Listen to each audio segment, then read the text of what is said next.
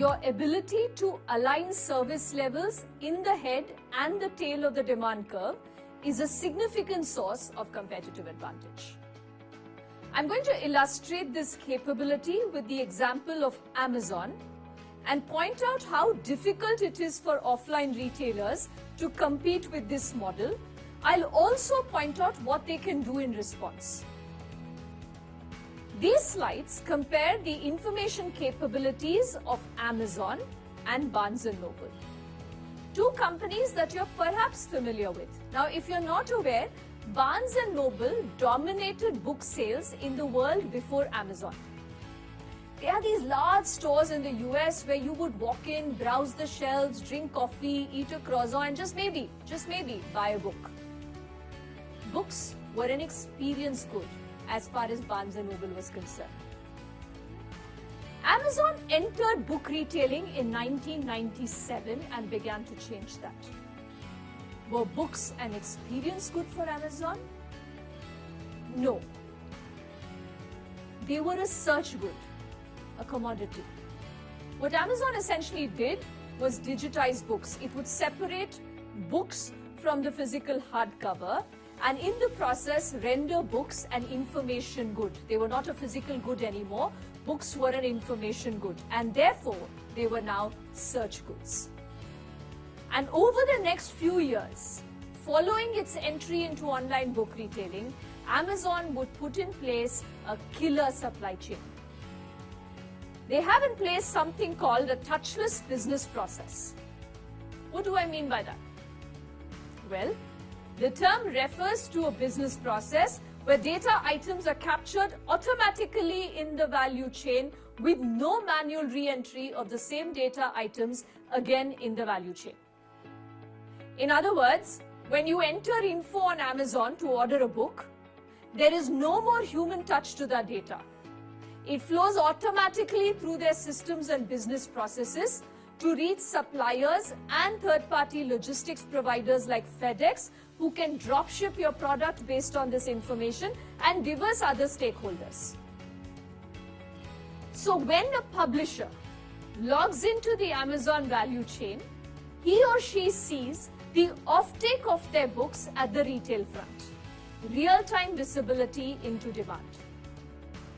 This retailer, using its superior information capabilities, has substituted inventory with quality information.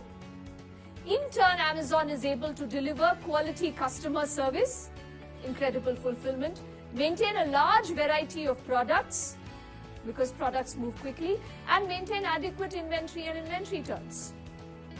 In contrast, when a Barnes & Noble publisher logs into the Barnes & Noble value chain, what do you think they see? They see how much Barnes & Noble has ordered from them, order quantity. A significant lag in communicating demand information. Is it likely that in the time they receive this information, demand has shifted? Yes. Therefore, is it likely they are catering to erroneous demand? Yes. And this slide outlines the cost of that inefficiency. These data are a tad dated, but I have that up for a reason. I'll tell you about that in a minute. What you find here is that Amazon holds 9.8%, nearly 10% of its revenue as inventory, while Barnes & Noble holds over 20% of sales in inventory. In turn, it takes Amazon 46 days to sell a book, while it takes a Barnes & Noble nearly 115 days to do so. Amazon has 90 days credit terms with its suppliers, allowing it to operate with negative working capital. What I'm also showing you here is the savings that would accrue to Barnes & Noble if it were able to match Amazon's information capabilities. Instead of inventory to sales ratio of 20%, if inventory to sales ratio was 9.8% for this company, it would save what it currently holds as inventory, right? $1.4 billion, which is what it currently holds, less an aspirational figure of 9.8% of its revenue, which is what Amazon currently holds. You multiply that by some nominal inventory holding cost rate of 25%, and you get savings of $180 million for Barnes & Noble. I said I like this slide of 2012 data for a reason, because what was the operating loss for Barnes & Noble in that year? $180 million. You see this? I see this. Barnes & Noble must clearly see this. Yet, it's not able to put these capabilities in place. Why is that? It's an interesting question to ask. Why is that? Several reasons that merit a class unto itself. But what is important to note is that what Barnes & Noble was coping with was not a technology shift. It was a fundamental shift in its business model. Amazon's business model was so disruptive to Barnes & Noble that it never adapted. Amazon changed all the rules of the game. The product changed to being an information good. The processes used to deliver it would change. The values, that this was no longer an experience good but an information good, started to change. And even as these changes started to happen, Barnes & Noble saw Amazon as a technology problem, not a business model problem. What did they do? They set up a website. But this was not just about setting up a website. This was a fundamentally new way of doing business. And you see this in Barnes & Noble's response. Here, in 2013, a blog about reasons to return to 1998. The company was dangerously wedded to the old order. And when the market was hammering the gajuzas out of its stock, it briefly considered growing private to protect its way of doing business. So perilous was its commitment to its way of doing business. Its information capabilities were tied to an old business model whose time had come, and Barnes & Noble simply could not adapt.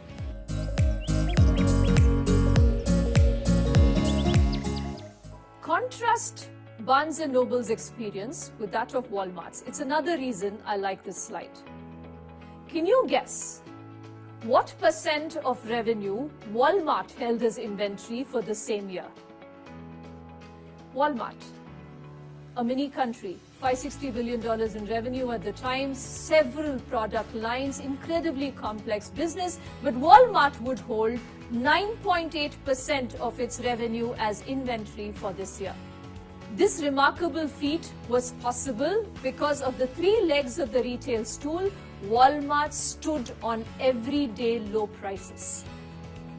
Therefore, it had set up a killer supply chain, much like Amazon's, to begin with, that would help it deliver its value proposition of everyday low prices. And therefore, when the internet and online markets came about and demanded of retailers these kinds of information capabilities, Walmart was in an incredibly good place to adapt. So much so that Amazon would poach from Walmart its supply chain executives to set up the killer supply chain that would give it competitive advantage. Amazon's superior information capabilities would also help it evolve from a retailer to a marketplace and service the tail at similar levels as the head. Indeed, what this slide is telling you is that the company has developed such scale and skill in designing information capabilities that it would offer it as a service to sellers on its marketplace. 90% of sellers, as of the time of this press clipping, used Amazon's logistics and warehousing services as a service on the platform. They developed a killer supply chain capability, leveraged it to deliver comparable service levels in the tail of the demand curve. This ability of Amazon to service the tail at similar levels as the head is incredibly difficult and a distinctive source of competitive advantage. Effective ownership of the tail of the demand curve is not just about aligning service levels between the head and the tail. It's also about enabling discovery in the tail of products that are not available in the head of the demand curve. For example, think back to the origins of Netflix. Do you remember what was its advantage relative to a Blockbuster? If you walked into the Blockbuster store and did not find a DVD, what would you do? You would walk away disappointed. What a Netflix did at this point was redirect you to products or movies that were similar to your original choice or preferences, and hence a fair substitute for the choice that you missed in the store. In conclusion, the ability to own the tail and service it at service levels that are similar to the head is a distinct source of competitive advantage, as is the ability to use tail data to enable product discovery that is not feasible in the head of the demand curve. You see this with the Amazon bookstore as well. Customers like you picked or bought this product.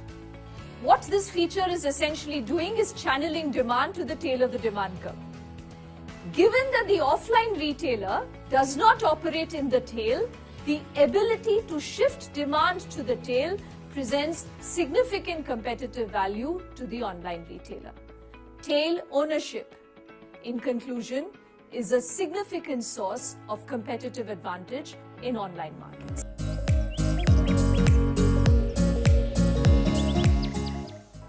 The final source of competitive advantage in online markets is the third leg of the retail stool, user experience.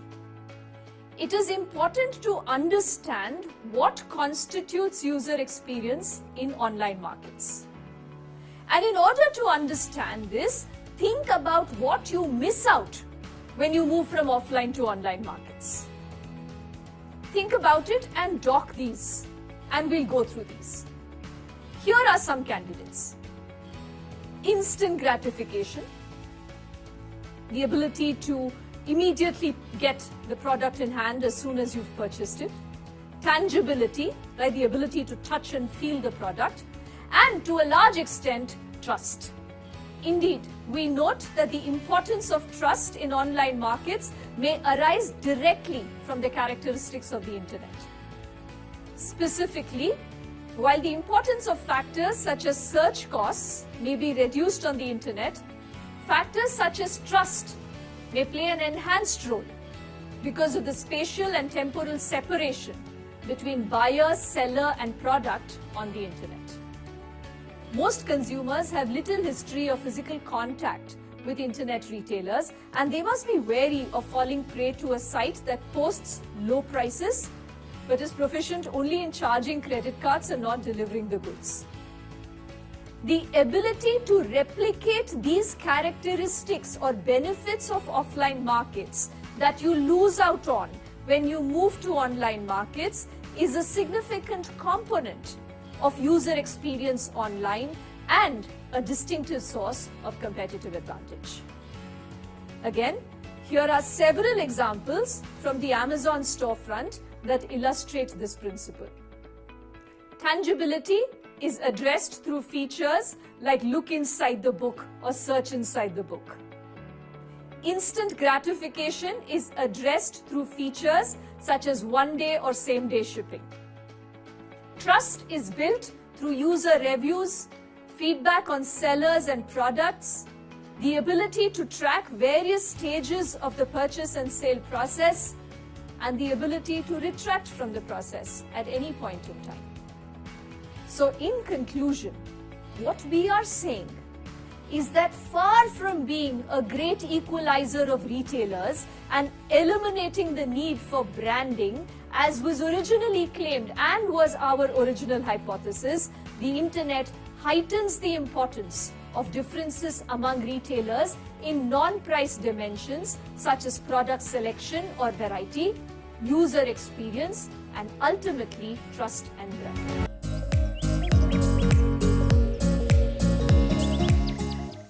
It is often difficult to stand on all three legs of the retail stool. We said that if you are building operational excellence through great supply chain capabilities, you are unlikely to focus on customer intimacy and allied capabilities such as marketing, micro-segmentation, and customer relationship management. But through this module, I hope you recognize Amazon as a company that stands quite soundly on all three legs of the stool. Its products are competitively priced. It offers a vast selection of products, not just in one category, but in many, many categories, has excellent supply chain capabilities, and uses customer data to anticipate customer needs and proactively respond to them by providing custom marketing of personalized products, unique product discovery mechanisms, and very intimate consumer experiences.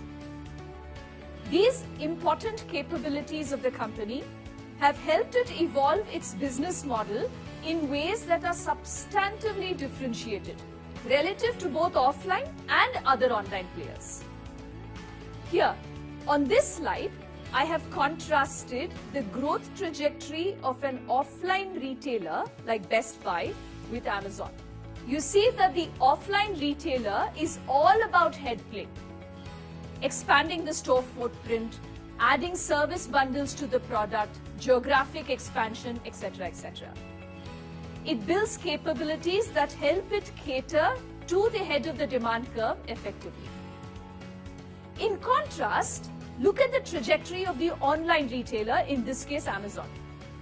The trajectory emphasizes technological innovation, new platforms, and new ecosystems around its products. Amazon enjoys significant competitive advantage not just relative to offline players, but also relative to other online players. We discussed its evolution from a merchant model to a platform that services the tail at levels comparable to that in the head. We said this is a distinctive source of competitive advantage. Effective tail play has allowed the company to also effectively integrate into the seller side of the platform with its own private labels. Let me give you an example. Tell me, what are the brands that come to your mind when I say batteries? Duracell, Panasonic, Energizer. Which of these do you think lead online sales in batteries? The answer will surprise you. None of them. The market leader is Amazon Basics. Indeed, within a year of its launch, Amazon Basics batteries would rank first with a 30% market share ahead of P&G's former Duracell brand and more than double that of Panasonic and Energizer. Amazon's baby wipes would garner a market share of more than 15%, ranking third behind Huggies and Pampers. This incredible gain in market share is no accident. Amazon collects so much data about purchasing behavior that it makes it that much easier for it to come out with generics that compete against branded products. Amazon knows that when you order batteries or toilet paper or wipes, you're not saying, I need Duracell, I need P&G. They know where you are brand agnostic and enter those very categories. More important, they start to own the ecosystem that shapes consumer behavior. Think conversational commerce. You say, Alexa, get me batteries. And Alexa gets you batteries. She gets you Amazon Basics batteries. The rapid evolution of the business model has resulted in significant winner-take-all dynamics for Amazon. What this figure is telling you is that Amazon's share of e-commerce gross merchandise value increased from 20% in 2013 to 28% in 2017, while the combined share of everyone else shrunk. The company dominates e-commerce sales in several categories. This graph tells you that the company owned more than a 90% market share for online purchases in home improvement tools, skincare, batteries, golf and kitchen and dining accessories in Q1 of 2018. Amazon boasts conversion rates that are significantly higher than most retailers, and in the case of Prime, conversion rates are nearly 75%. While we spoke about Amazon as a merchant model, it is valuable to know that the company owns 16 product categories. Kindle renders it a hardware manufacturer like Apple. Amazon Web Services renders it a utility company like Con Edison. Video renders it a video distributor like Netflix. The company is a book publisher like Random House and a production studio like Paramount. It's a literary magazine like the Paris Review and a grocery deliverer like Fresh Direct. Someday it might be a packaging service like an UPS. Its founder and chief executive, Jeff Bezos, also owns a major newspaper, The Washington Post. Bezos originally thought of calling his company Relentless.com. That URL still takes you to Amazon's site, before adopting the name of the world's largest river by volume. Amazon speaks for strong winner-take-all dynamics in merchant models in online retailing. This discussion concludes the module on merchant models. I hope you have a sound understanding by now of the two canonical classes of business models in the digital economy: platforms and merchant models. I also hope you have an understanding of the resources and capabilities that acquire importance in each of these classes of business models. With a brief discussion on how you choose between these two business models, that is, how do you choose between merchant and platform models? Here's a slide that will help you decide whether you should adopt a platform or a merchant model for your business. If there is greater asymmetry between the sellers and the intermediary, that is, you are unsure of the market for the products or their quality, you're better off letting the market deal directly with the sellers through a platform. Let the market take care of that asymmetry. On the flip side, if the sellers have very strong brand equity and can leverage that equity to directly contact and sell to the customer, you're better off facilitating the sale as a platform rather than as a merchant. If there are strong complementarities between sellers, you, the intermediary, may be better off operating as a merchant who can bundle these products together in meaningful ways for the end consumer. Similarly, if there is substitutability between these products, you can again create market efficiencies by figuring out which products to shed from the platform and which to retain. Assuming there is little to no asymmetry between the sellers and you, of course, the intermediary. If there is significant demand for product variety in your product market, you are again better off scaling as a platform. In fact, many merchants, including Amazon that we discussed, eventually evolve to being marketplaces as demand scales. Finally, if there is limited asymmetry between the sellers and you, but significant asymmetry between the customers and sellers, you're better off retailing these products as a merchant. That is, you take ownership of seller quality that you are aware of and then resell those products to consumers. It's also useful to point out at this point that companies may combine both of these business models in pursuing revenue and profits. No company does this better than Apple. The customer for Apple is the technically savvy customer who has a taste for sophisticated, sleek devices and online access to content across a range of such devices. Apple's products are technologically sophisticated, command high prices, and earn high margins. All of the company's revenue and profit strategies lead back to these devices. Apple pursues a merchant model for the sale of its devices, a linear value chain for the sale of its devices. However, the clever innovation that Apple does is that often, in order to sell more devices, it builds a platform on top of the pipe or the merchant model. For example, consider Apple's iTunes. Apple charges 99 cents for a song that's sold on the iTunes store. What do you think is the contribution of iTunes to Apple's revenue? What I mean is, of that 99 cents, how much does Apple take? As much as 70 cents goes to the music label that owns the song. 20 cents goes towards the cost of credit card processing. That leaves Apple with only about a dime of revenue per track, from which it has to pay for its website along with other direct and indirect costs. Apple is left with practically nothing from that 99 cents. Yet, before the launch of iTunes, Apple was selling an average of 100,000 iPods per quarter. By the quarter ending 2003, that is the quarter they launched iTunes, that figure had shot up to 750,000 units. The combined contribution of iTunes and iPod to Apple was 45% of sale, but the contribution of iTunes was zip. In essence, Steve Jobs created a revenue model that was a razor and blade business in reverse. Apple made a loss on iTunes, the platform. It was a two-sided platform that brought together consumers and content producers.